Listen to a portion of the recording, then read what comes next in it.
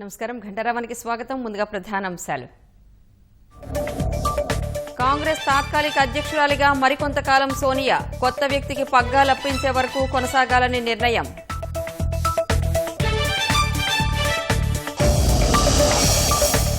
సీనియర్ల లేఖపై సిడబ్ల్యూసీలో వాడీవేడీ చర్చ, పూర్తిస్థాయి ప్రక్షాళన కోసమేనన్న నేతలు.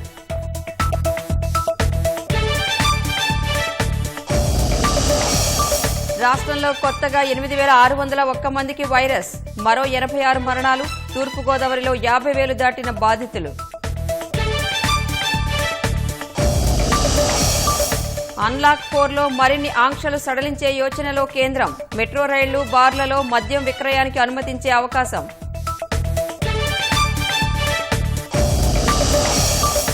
లంచావతారాలపై కఠినంగా వ్యవహరిస్తామన్న సీఎం జగన్. నిర్దిష్ట సమయంలో చర్యలు తీసుకునేలా బిల్లు పెడతామని వెల్లడి.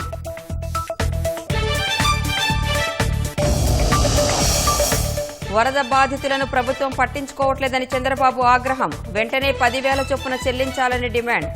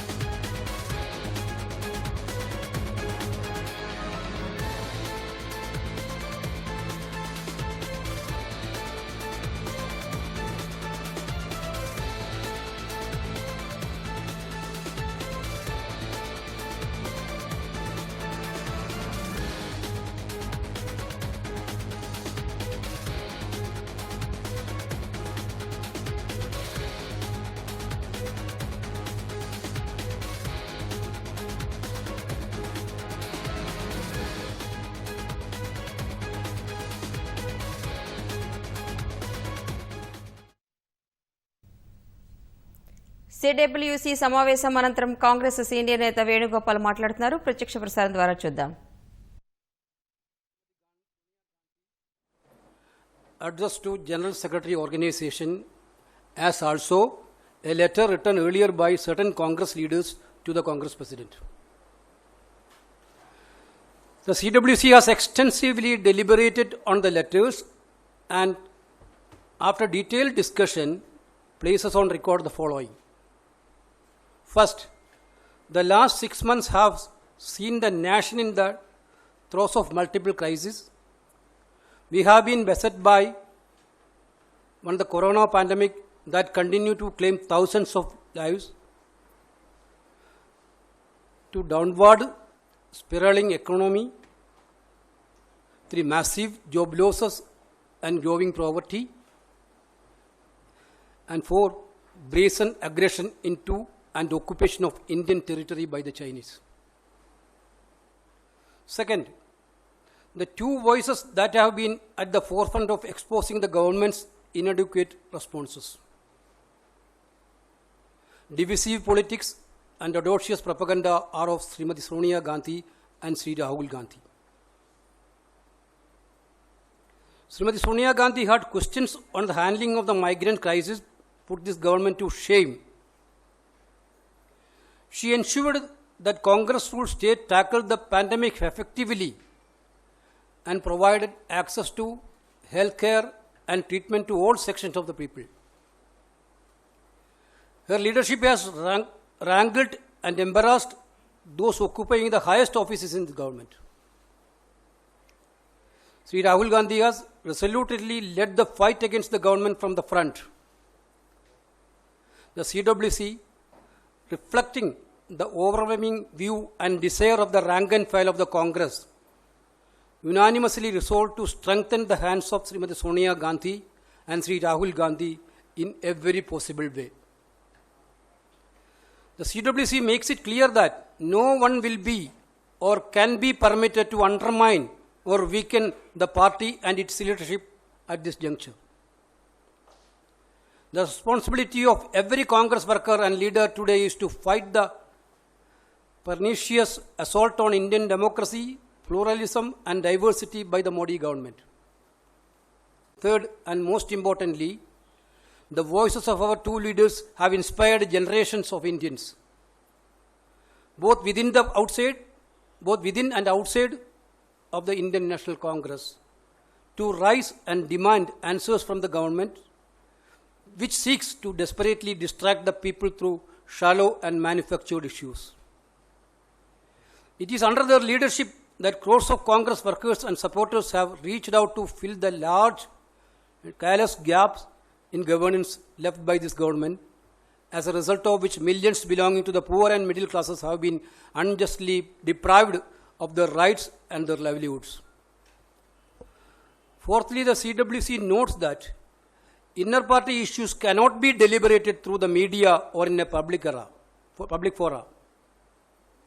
The CWC urges and advises all concerned to raise such issues only in party fora in the interest of propriety and discipline.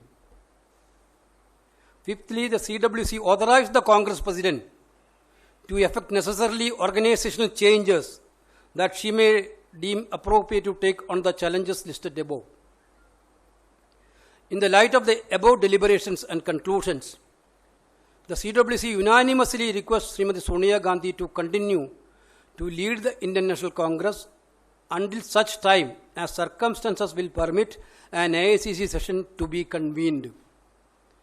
This is what we passed today. There's no time frame for the AICC. We'll just take question. I'll just do the interview and then we. For many friends who. नमस्कार दोस्तों, जैसा केसी वेणुगोपाल जी ने कांग्रेस कार्य समिति का प्रस्ताव आपको अंग्रेजी में पढ़कर बताया, उसका हिंदी रूपांतर मैं आपके समक्ष रख रहा हूं। 24 अगस्त 2020 कांग्रेस कार्य समिति का प्रस्ताव। कांग्रेस कार्य समिति ने कांग्रेस अध्यक्षा श्रीमती सोनिया गांधी द्वारा महासचिव संगठन को लिखे गए पत्र एवं कुछ कांग्रेस नेताओं द्वारा कांग्रेस अध्यक्षा को लिखे हुए पत्र का संज्ञान लिया। सीडब्ल्यूसी ने इन पत्रों पर गहन विचार विमर्श किया एवं विस्तृत चर्चा के बाद निम्नलिखित निष्कर्ष निकाले। पहला, पिछले 6 महीनों में देश पर अनेकों विपत्तियां आई हैं। देश के सामने आई चुनौतियों में नंबर 1 कोरोना महामारी है जो हजारों जिंदगी ले चुकी है। नंबर 2 तेजी से गिरती अर्थव्यवस्था व आर्थिक संकट। नंबर 3 करोड़ों रोजगारों का नुकसान एवं बढ़ती गरीबी। तथा नंबर 4 चीन द्वारा भारतीय सीमा में घुसपैठ व कब्जे के दुस्साहस का संकट है। दूसरा, इस चुनौतीपूर्ण समय में सरकार की हर मुद्दे पर संपूर्ण विफलता को उजागर करने व विभाजनकारी राजनीति एवं भ्रामक प्रचार प्रसार का पर्दाफाश करने वाली सबसे ताकतवर आवाज श्रीमती सोनिया गांधी और श्री राहुल गांधी की है। प्रवासी मजदूरों की समस्याओं पर श्रीमती सोनिया गांधी के सटीक सवालों ने भाजपा सरकार की जवाबदेही सुनिश्चित की। श्रीमती सोनिया गांधी ने सुनिश्चित किया कि कांग्रेस शासित राज्यों में कोरोना महामारी को प्रभावशाली तरीके से संभाला जाए तथा स्वास्थ्य सेवाएं व इलाज समाज के हर वर्ग को उपलब्ध हो सकें। उनके नेतृत्व ने उच्च पदों पर बैठे लोगों को झकझोर भी और सच्चाई का आईना भी दिखाया। श्री राहुल गांधी ने भाजपा सरकार के खिलाफ जनता की लड़ाई का दृढ़ता से नेतृत्व किया। कांग्रेस के हर आम कार्यकर्ता की व्यापक राय व इच्छा को प्रतिबिंबित करते हुए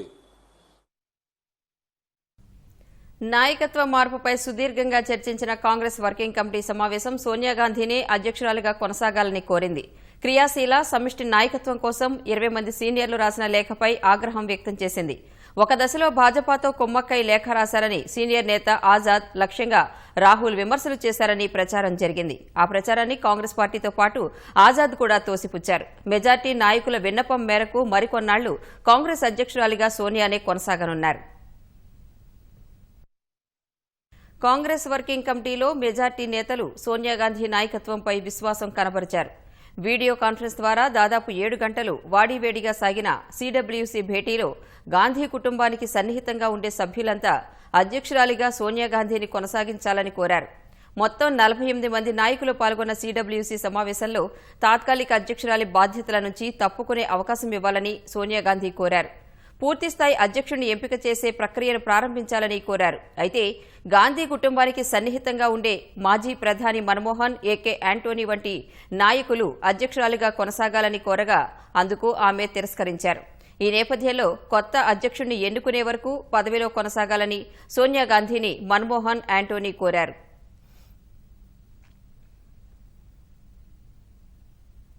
ఇదే సమయంలో క్రియాశీలంగా పూర్తిస్థాయిలో ఉండే నాయకత్వం కావాలంటూ 20 మందికి పైగా నాయకులు రాసిన లేఖను మన్మోహన్, యాంటోనీ, అంబికా సోని వంటి నేతలు తీవ్రంగా తప్పుబట్టారు. ముఖ్యంగా లేఖపై సంతకం చేసిన సీనియర్ నేత గులాం నబీ ఆజాద్ లక్ష్యంగా సభ్యులు విమర్శలు గుప్పించినట్లు కాంగ్రెస్ వర్గాలు వెల్లడించాయి. లేఖ రాయడం క్రూరత్వం అని యాంటోనీ చెప్పగా పార్టీ నుంచి ఎంతో మేలు పొందిన ఆజాద్ లేఖ రాయడం దురదృష్టకరమని అంబికా సోని వ్యాఖ్యానించినట్లు సమాచారం. కాంగ్రెస్ నాయకుడు రాహుల్ గాంధీ లేఖ రాసిన సమయంపై తీవ్ర అభ్యంతరం వ్యక్తం చేశారు. సోనియా అనారోగ్యంతో ఆసుపత్రిలో ఉన్న సమయంలో రాజస్థాన్లో కాంగ్రెస్ ప్రభుత్వం సంక్షోభంలో ఉన్నప్పుడు లేఖ ఎందుకు రాయాల్సి వచ్చిందని రాహుల్ ప్రశ్నించినట్లు సమాచారం. పార్టీ అంతర్గత వ్యవహారాలు చర్చించాల్సిన వేదిక సీడబ్ల్యూసీ మాత్రమేనన్న రాహుల్ గాంధీ మీడియాలో చర్చించడం సరికాదన్నారు. భాజపాతో కొమ్మక్కై సోనియా నాయకత్వంపై నిరసన తెలుపుతూ లేఖ రాశారని భావించాల్సి వస్తోందని సీడబ్ల్యూసీలో రాహుల్ గాంధీ వ్యాఖ్యానించినట్లు సమాచారం.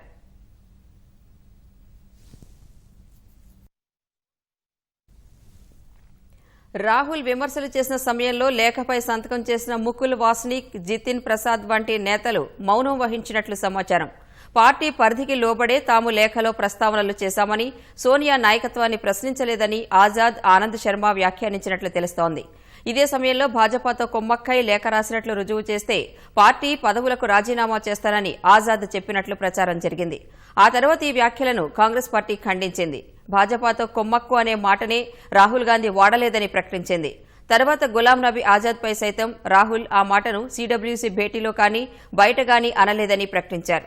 సీడబ్ల్యూసీలో సభ్యులు కాని కొందరు కాంగ్రెస్ నాయకులు భాజపాతో తాను కొమ్మక్కైనట్లు ఆరోపించగా వాటిని నిరూపిస్తే రాజీనామా చేస్తారని మాత్రమే చెప్పినట్లు ఆజాద్ ట్వీట్ చేశారు.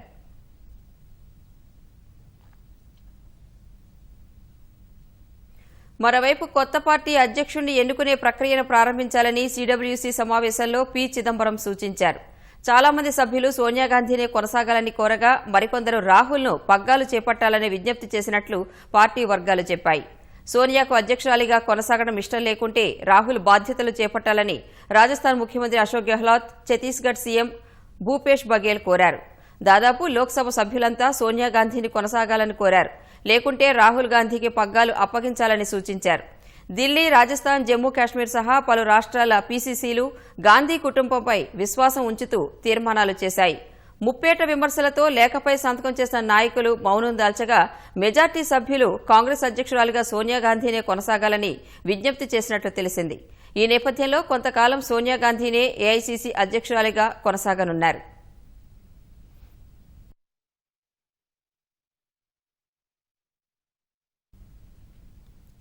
కాంగ్రెస్ పార్టీలో నిజాలు మాట్లాడేవారిని ద్రోహి అంటారని మధ్యప్రదేశ్ ముఖ్యమంత్రి శివరాజ్ సింగ్ చౌహాన్ వ్యాఖ్యానించారు.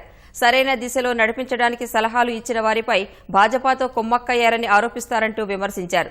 కపిల్ సిబాల్, గులాం నబీ ఆజాద్లపై కూడా గతంలో సింధియాపై చేసిన విధంగానే ఆరోపణలు చేస్తున్నారని అన్నారు. सही बात करे, कांग्रेस को सही दिशा में लाने का सुझाव और सलाह दे, उस पर आरोप लगा दिया जाता है कि ये नेता तो भारतीय जनता पार्टी से मिले हैं। कपिल सिब्बल और गुलाम नबी आजाद जी जैसे नेता जिन्होंने पूर्णकालिक अध्यक्ष की बात कही, अब उन्हीं पे आरोप लगाए जा रहे हैं कि वो भारतीय जनता पार्टी से मिले हुए हैं। हमारे आदरणीय सिंधिया जी, इन्हें मध्य प्रदेश में सही बात की, वादे निभाओ, वचन पूरे करो, भ्रष्टाचार समाप्त करो, तो इन पे आरोप लगा दिए। सही बात करने वाला कांग्रेस में गद्दार है, लेकिन तलुए चाटने वाले कांग्रेस में वफादार है, और जब पार्टी की यह स्थिति हो जाए तो उसको कोई नहीं बचा सकता।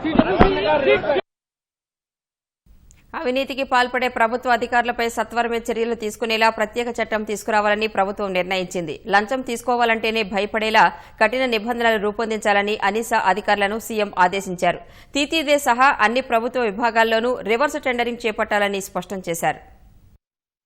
ప్రభుత్వ శాఖల్లో అవినీతి 14400 call centre, cabinet sub committee నివేదిక, ఐఐఎం అహ్మదాబాద్ నివేదిక, రివర్స్ టెండరింగ్, జ్యుడిషియల్ ప్రివ్యూ అంశాలపై ఉన్నతాధికారులతో సీఎం జగన్ సమీక్షించారు. అనిషా కాల్ సెంటర్ 14400కు 1902 నెంబర్ను అనుసంధానం చేయాలని ఆదేశించారు. గ్రామ, వార్డు సచివాలయాల నుంచి అవినీతిపై వచ్చే ఫిర్యాదులను స్వీకరించాలన్నారు. ఫిర్యాదుల పర్యవేక్షణ, అమలు చేసే వ్యవస్థ బలంగా ఉండాలని, దీనికి కలెక్టరేట్లను అనుసంధానం చేయాలని సూచించారు. Town planning, sub registrar, MRO, MPDO, town planning కార్యాలయాల్లో అవినీతి ఉండరాదని ఆదేశించారు. 14400 నెంబరు ప్రచారం కోసం హోర్డింగ్స్ పెట్టాలని సూచించారు. కొన్ని కేసుల విచారణ 25 ఏళ్లు సాగుతున్నాయంటే అవినీతి నిర్మూలనలో సీరియస్ గా లేమనే సంకేతాలు వెళ్తున్నాయని సీఎం అభిప్రాయపడ్డారు. దీని నివారణ కోసం దిశా చట్టం మాదిరిగానే నిర్దిష్ట సమయంలో నిందితులపై చర్యలు తీసుకునేలా అసెంబ్లీలో చట్టం తీసుకొచ్చేందుకు బిల్లును రూపొందించాలని ఆదేశించారు. పై స్థాయిలో అవినీతిపై ఉక్కుపాదం మోపామన్న సీఎం కింది స్థాయిలోనూ అంతం చేయాలని ఆదేశించారు.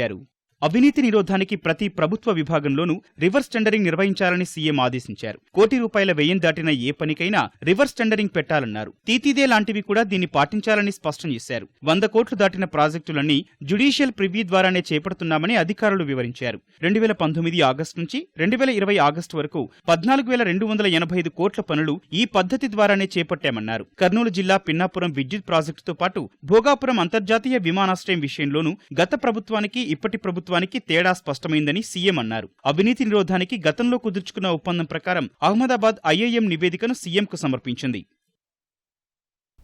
రాష్ట్రంపై కరోనా పంజా విసురుతూనే ఉంది. 24 గంటల వ్యవధిలో కొత్తగా 8601 మందికి పాజిటివ్ వచ్చింది. వీటితో మొత్తం బాధితుల సంఖ్య 3,61,712కు పెరిగింది.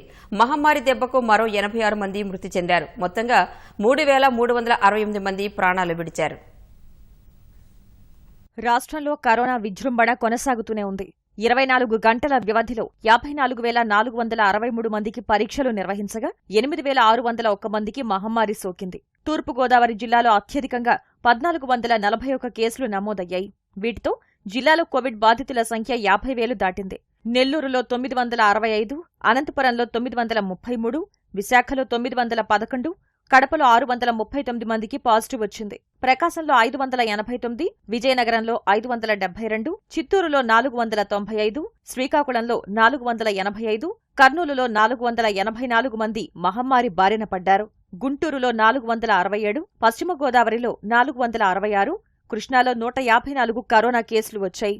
వీటితో మొత్తం బాధితుల సంఖ్య 3,61,712కు చేరింది. 2,68,828 మంది మహమ్మారి నుంచి కోలుకున్నారు. యాక్టివ్ కేసులు 89,516గా నమోదయ్యాయి.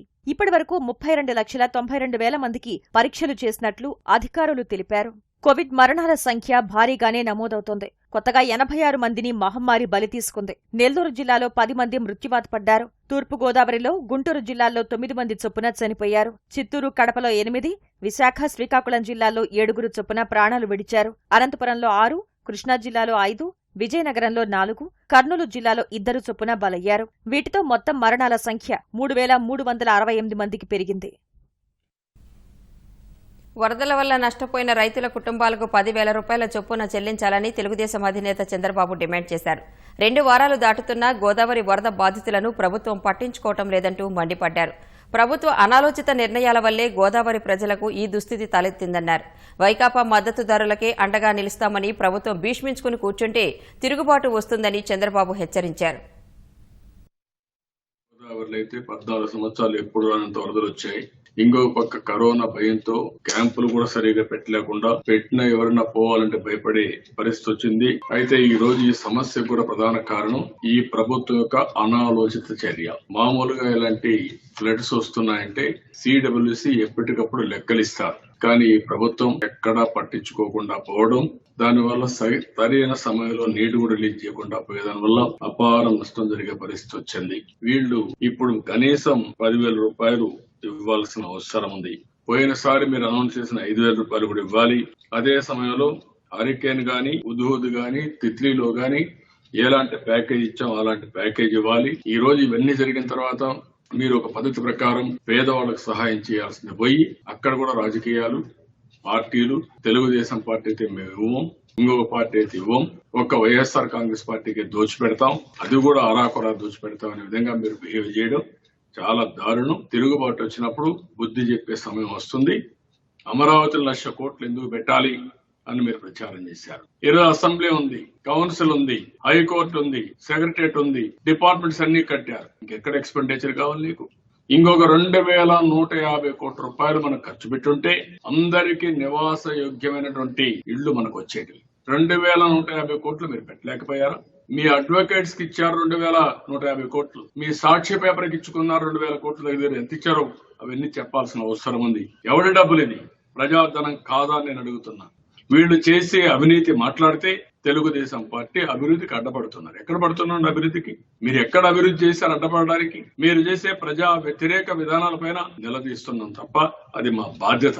అందుకనే ఈ రోజు ఒక వెబ్సైట్ కూడా తీసుకొస్తున్నాం, www.apwithamravati.com అనే పేరు పెట్టి దీంట్లో క్వశ్చన్ కూడా అడుగుతున్నాం. 13 జిల్లాలు అందరూ కూడా చెప్పమని, అన్ని ప్రాంతాల సమగ్ర అభివృద్ధితో పాటు అమరావతిలోని ఆంధ్రప్రదేశ్ కు ఏకైక రాజధాని మీరు కోరుకుంటున్నారా? అవును కాదు, మీది ఏది రైట్ అయితే అది పెట్టమని, అదే సమయంలో మీ అభిప్రాయాలు కూడా టెస్టిమోనియల్స్ కింద ఎవరికి తోచిన విధంగా వారందరూ కూడా రియాక్ట్ కండి, ప్రజలను చైతన్యవంతులు చేయండి. గాన గంధర్వుడు ఎస్పీ బాలసుబ్రహ్మణ్యం ఆరోగ్యం నిలకడగా ఉన్నట్లు చికిత్స అందిస్తున్న ఆసుపత్రి వైద్యులు ప్రకటించారు. ఆయన ఆరోగ్యంపై హెల్త్ బులెటిన్ విడుదల చేసిన ఆసుపత్రి వర్గాలు బాలసుబ్రహ్మణ్యంకు వెంటిలేటర్ పైనే చికిత్స అందిస్తున్నట్లు వెల్లడించాయి. ఎక్మో ద్వారా ఐసీయూలో చికిత్స కొనసాగుతోందని తెలిపాయి. వైద్య నిపుణుల పర్యవేక్షణలో నిరంతరం పర్యవేక్షిస్తున్నట్లు బులెటిన్లో ప్రకటించారు.